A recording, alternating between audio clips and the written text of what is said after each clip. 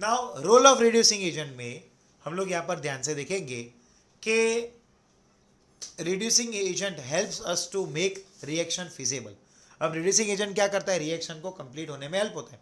आपने आगे ही देखा कि आगे के रिएक्शन में हम लोग ने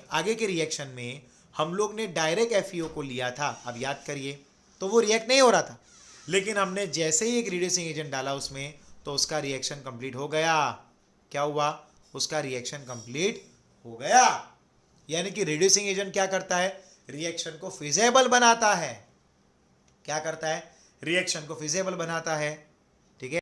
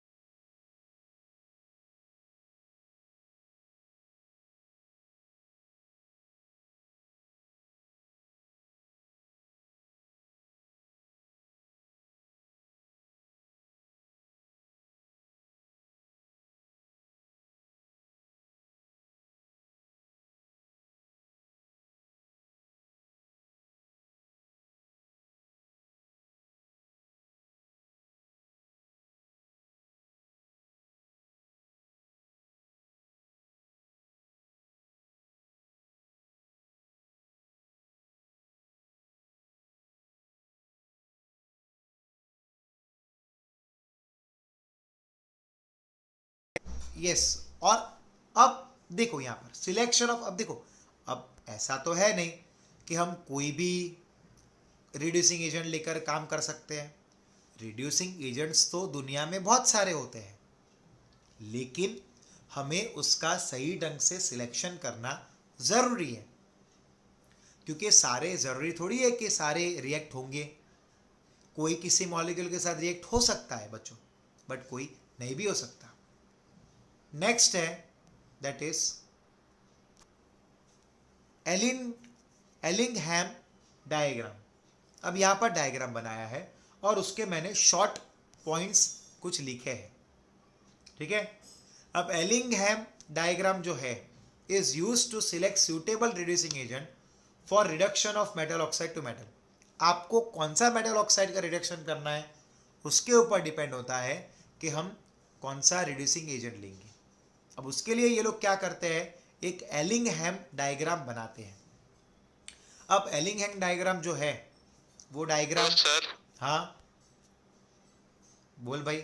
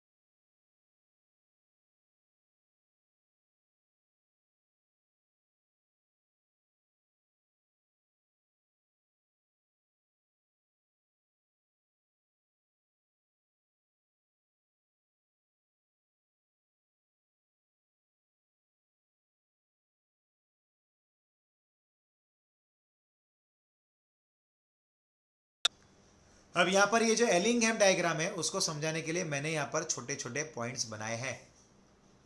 each line of converting metals to metal oxide slope upward because delta G becomes less negative at high temperature. अब देखो सारे लाइन आपको अपवर्ड जाते हुए दिख रहे हैं। मोस्ट ऑफ जितने भी लाइन है वो सारे आपको अपवर्ड जाते हुए दिख रहे हैं। वो क्या रिप्रेजेंट करता है, वो ये रिप्रेजेंट करता है कि अपवर्ड जाने पर वैल्यूज जो है डेल्टा जी के वो लेस नेगेटिव बनते जा रहे हैं। It is becoming lesser and lesser negative. आगे बढ़ते हैं।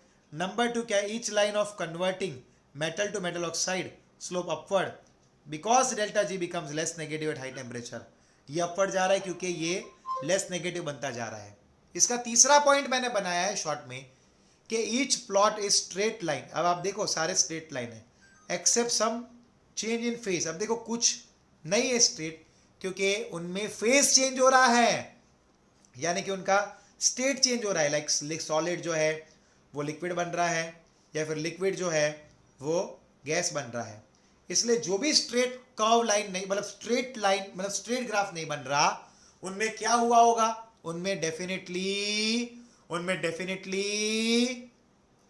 स्टेट चेंज हुआ होगा। लाइक यहां पर मैं कुछ ड्रॉ करके आपको हाईलाइट करके दिखाता हूं, जरा ध्यान से देखो कि ये ग्राफ को देखो, आपको दिख रहा है वहां पर स्टेट चेंज हो रहा होगा, ठीक है, स्टेट इज चेंजिंग। अब यहां पर भी आपको स्टेट चेंज मिल रहा होगा। इतने जो ग्राफ है, इनके अलावा भी 2-3 ग्राफ ऐसे, इनमें आपको ये स्ट्रेट लाइन ग्राफ नहीं मिल रहा है। ये यू कर्व्स, मतलब यहां पर यू क्या हो रहा है, टर्न्स हो रहे हैं। क्या हो रहा है, इनमें टर्न्स हो रहा है, क्योंकि इनमें कहीं ना कहीं स्टेट चेंज हुआ होगा। और ये जो स्ट्रेट हो रहा है यहां पर, ये स्ट्रेट लाइन, ये स्ट्रेट ग्राफ जो जा रही हूं, ये स्ट्रेट लाइंस जो है उनमें क्या हुआ है, उनमें वहां पर डेल्टा जी का वैल्यू है वो लेस नेगेटिव बनता गया होगा। ठीक है। Now such changes in phase is indicated by abrupt increase in the slope on positive side. समझ में आया ना? अब्रुप्ट यानी कि अचानक से टर्न लेकर ऊपर गया एकदम से। Like example ZN and ZNO जो मैंने हाईलाइट किया था वही बताया इन लोग ने। ठीक है ना। Boiling point of ZN is 907 degree Celsius. देखो मैंने जो हाईलाइट किया उसको मैंने यहां पर पीपीटी प्रेजेंटेशन में भी हाईलाइट कर लिया। यहां पर भी मैंने पीपीटी प्रेजेंटेशन में भी हाईलाइट किया। यहां पर क्या हो रहा है, यहां पर स्टेट चेंज हो रहा है। ठीक है। Here there is change in the state. क्या हो रहा है यहां पर? स्टेट में चेंज हो रहा है। There is change in the state. ठीक है। तो ये एलिंगहैम की बात थी। अब एक्सट्रैक्शन ऑफ एल्यूमिनियम, बढ़िया सा सिंबल रखा है। एल्यूमिनियम का एटॉमिक मास एग्जैक्ट रहता है 26.98982, बट उसको हम लोग अप्रोक्सीमेटली लेते हैं 27। अब जरा ध्यान से देखना, अगर हमें, अब देखो मैंने जो एलिंगहैम पढ़ा है ना, आप मेरे पॉइंट्स पढ़ना और अब टेक्स्ट बुक देखना। मेरे पॉइंट्स में मैंने एकदम इजी करके आपको समझा दिया है मेरी पीपीटीज में। अब आप टेक्स्ट बुक खोलोगे आपको कुछ बात का टप्पा नहीं पड़ेगा। ठीक है। Now L makes up 8% of the, अब देखो एल्यूमिनियम जो है वो अर्थ के क्रस्ट का 8%, 8% जो होता है वो एल्यूमिनियम रहता है। ठीक है। और वो थर्ड मोस्ट एबंडेंट एलिमेंट है दुनिया में, तीसरा मोस्ट एबंडेंट एलिमेंट है भाई। ठीक है। वो हमें ओर के फॉर्म में मिलता है। और कौन सा होता है? तो वो होता है बॉक्साइट, Al2O3.NH2। ठीक है ना। अब उसमें से हम लोग क्या एक्सट्रैक्ट कर सकते हैं? हम लोग गिब्साइट AlOH थ्राइस करते हैं, बोहोमाइट एंड डायोप्सपोर। ठीक है। अब बॉक्साइट जो रहता है उसके अंदर तकरीबन 30% Al2O3 यानी कि एल्यूमिना रहता है। ठीक है। प्रोसीजर फॉर Al एक्सट्रैक्शन देखते हैं। और कॉन्सेंट्रेशन बाय देखो बेसिकली कैसे करते हैं। सबसे पहले उसमें हम लोग बेयर्स प्रोसेस करते हैं। क्या करते हैं? बेयर्स प्रोसेस में। अब उसमें करते हैं क्या है? बॉक्साइट का कॉन्सेंट्रेशन करते हैं बेयर्स प्रोसेस में। क्या करते हैं? बॉक्साइट का कॉन्सेंट्रेशन करते हैं बेयर्स प्रोसेस में। बॉक्साइट का क्या करते हैं? कॉन्सेंट्रेशन करते हैं in the bears process. Bears process में उसका कॉन्सेंट्रेशन किया जाता है। ठीक है। Pay attention here. Now bauxite is crushed and heated with NaOH which form sodium aluminate. Bauxite को क्या किया जाता है? क्रश करके फिर उसको NaOH के साथ हीट किया जाता है और फिर हमें क्या मिलता है? AlOH thrice. और इसको बोलते हैं जिलेटिनस पीपीटीज। बच्चों लिखना है तो लिख दो, जिलेटिनस पीपीटीज हमें मिलता है। इससे क्या मिलता है? Gelatinous PPTs. अब ये दो मीथ कहां से आ गए? ऐसा कैसे हुआ? मेरे ट्यूशन में तो एक ही मीथ है, ये दूसरा मीथ कहां से आ गया?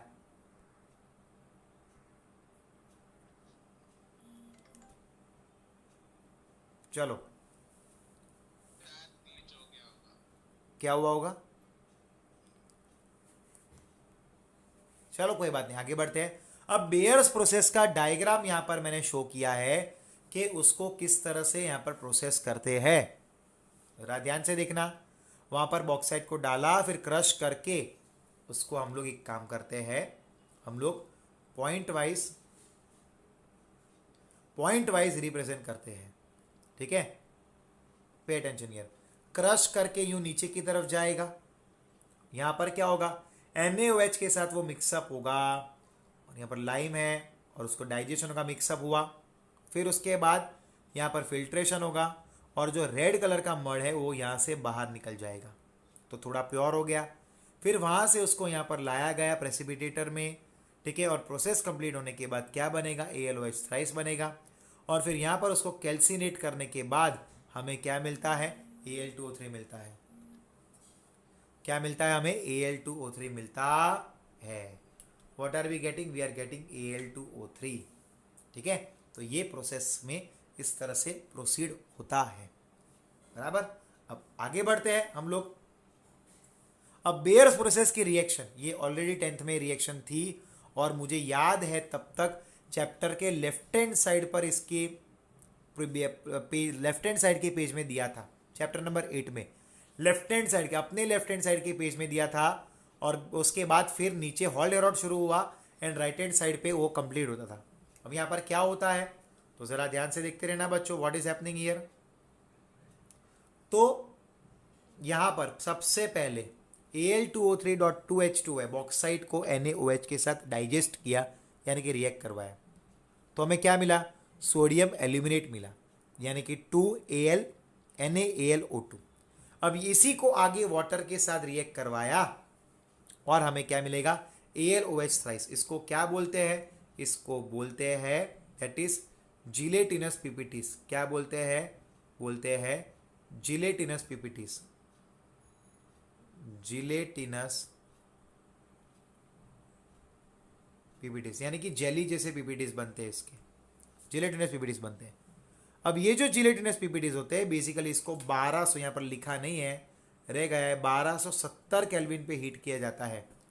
और ये जिलेटिनस पीपीटीज को 1270 केल्विन पे हीट करने पर हमें एल्यूमिना मिलता है। और यही एल्यूमिना का आगे जाकर हम लोग क्या करते हैं तो उसका हम लोग करते हैं हॉल हेरोल्ड प्रोसेस। क्या किया जाता है, हॉल हेरोल्ड प्रोसेस किया जाता है। नेक्स्ट आते हैं नेक्स्ट पेज पे, Al2O3 reduction by Hall Heroult आ गया। क्या करते हैं, हॉल हेरोल्ड प्रोसेस है।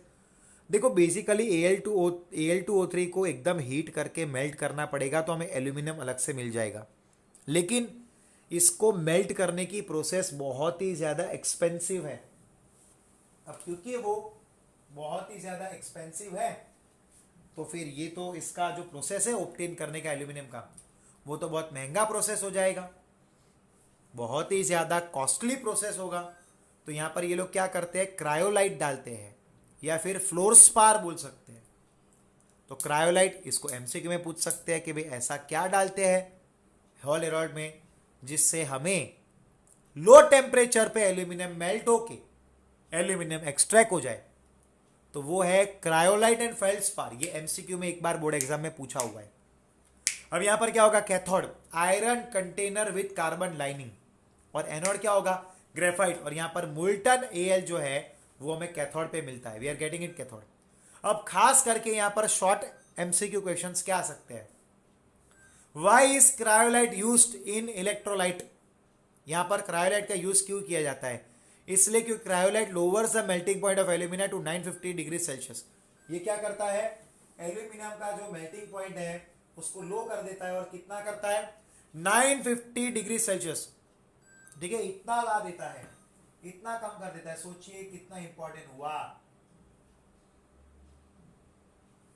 It is very very important. What is the use of fluorspar in the electrolysis process? Fluorspar का यूज क्या, तो fluorspar increases the fluidity so that the liberated aluminum metal may sink at the bottom of the cell। ठीक है, तो ये क्या करता है, ये फ्लूइडिटी बढ़ाता है एल्यूमिनियम का। जो एल्यूमिनियम मेल्ट हुआ है ना उसका ये फ्लूइडिटी बढ़ाता है।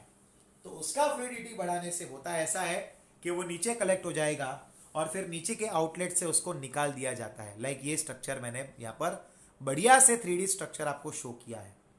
ठीक है, जो मैंने थियरीज लिखा उसका ये यहाँ पर डायग्राम आ गया, जो भी मैंने थियरीज लिखा है ना उसका यहाँ पर ये डायग्राम आ गया।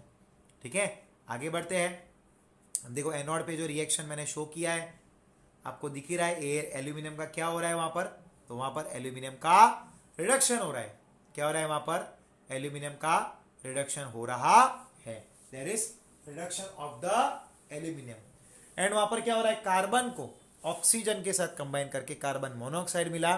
एंड और आगे फिर आगे और ऑक्सीडेशन करने पर कार्बन डाइऑक्साइड मिल गया, और ये प्रोसेस में इलेक्ट्रॉन्स का रिलीज होता है, इलेक्ट्रॉन्स डोनेट किए जाते हैं। अब इसके बाद है रिफाइनिंग बाय हुप्स मेथड।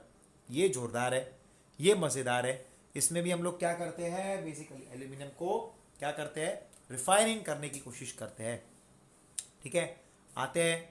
अब यहाँ पर क्या होगा, एल्यूमिनियम का यहाँ पर होता ऐसा है कि वहाँ पर कुछ एल्यूमिनियम के आयंस का कैथोड पे रिडक्शन होता है एंड कुछ एटम्स जो है उसका आगे जाकर एल्यूमिनियम का ऑक्सीडेशन होगा और ओवरऑल रिएक्शन में क्या होगा, हमें प्योर एल्यूमिनियम मिल जाएगा।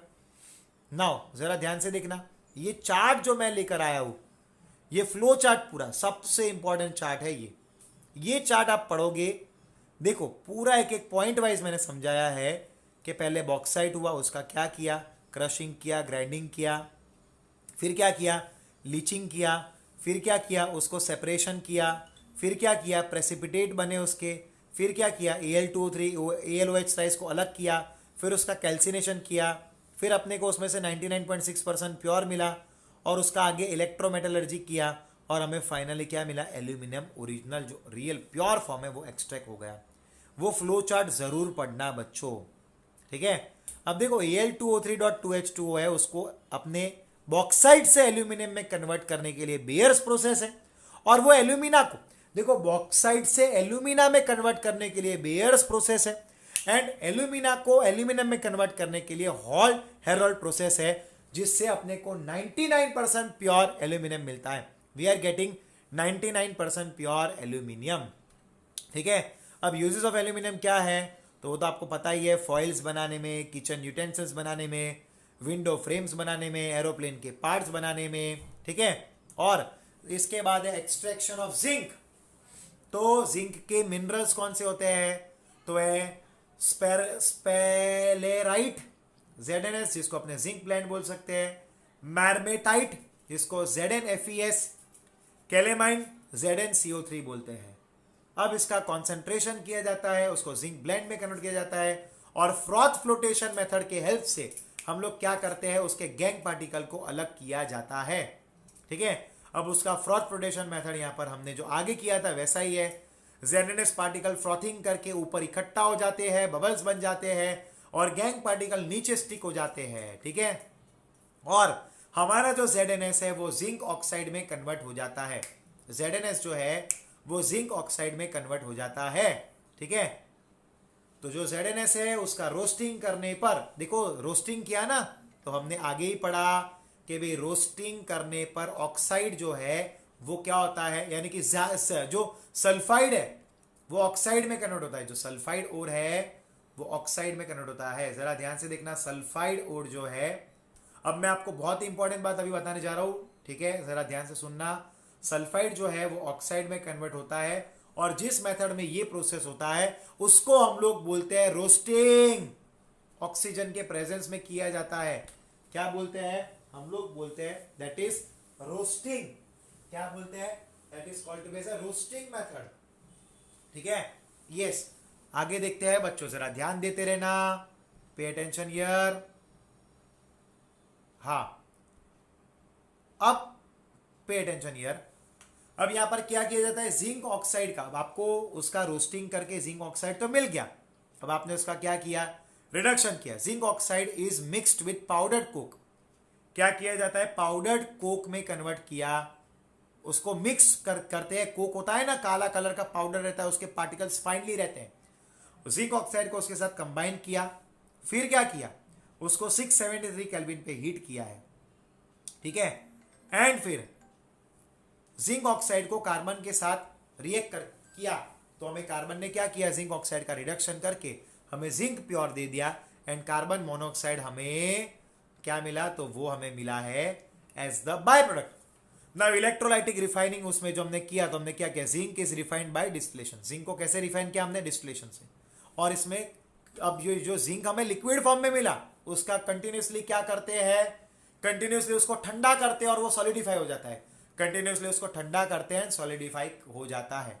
अब इस चैप्टर के एक या दो छोटे छोटे प्रोसेस रहे हैं, वो है ब्लास्ट फर्नेस। अब बच्चों जरा ध्यान देना, पे अटेंशन हियर, ठीक है। अब इस मेथड के छोटे छोटे प्रोसेस रहे हैं एंड दैट